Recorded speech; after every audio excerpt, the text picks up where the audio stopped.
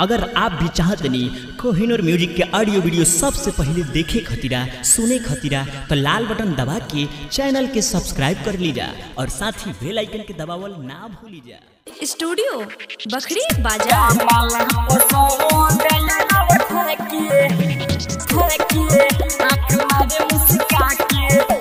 लेके उबरिया ओइले बुहरिया शीशा में मुहवा ताके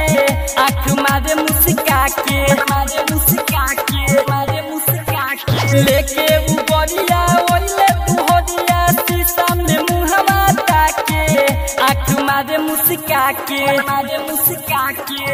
कामला पसंद यादव खा के आँख मारे मुस्का के कामला पसंद यादव खा के आँख मारे मुस्का के कामला पसंद यादव खा के आँख मारे मुस्का के आँख मारे मुस्का के कामला पसंद रोहदावा से गुजरे है जब देखी मारे सीटी दिलावा के हाल लिख के फेंक देवे चिट्ठी रोहदावा से गुजरे है जब देखी मारे सीटी दिलावा के हाल लिख के फेंक देवे चिट्ठी छत पर कपड़ा पसारे के बहेरा दिन भर में 3 बेर महारोता फेरा दिन भर में 3 बेरा महारोता फेरा लबियो कही के कोहरता ताहता साचे में पागल बाके आँख मारे मुस्का के कामला पसंद यादव खा के आँख मारे मुस्का के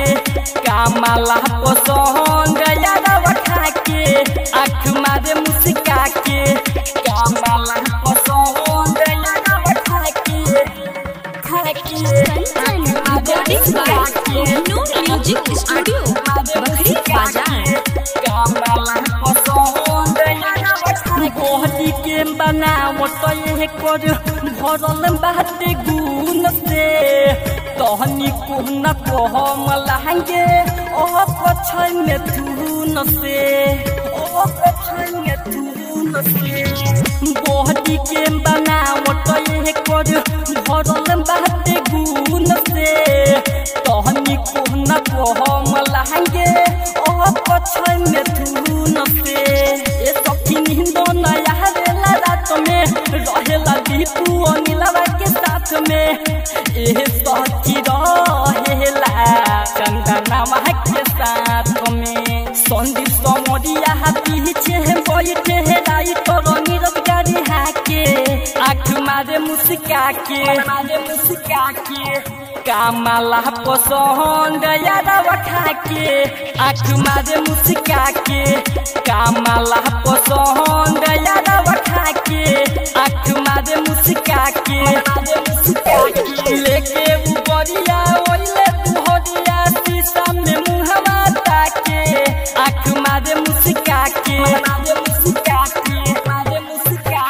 लेके उबरिया ओइले बुहरिया शीशा में मुहवा ताके आँख मारे मुस्का के कामला पसंद यादव खा के आँख मारे मुस्का के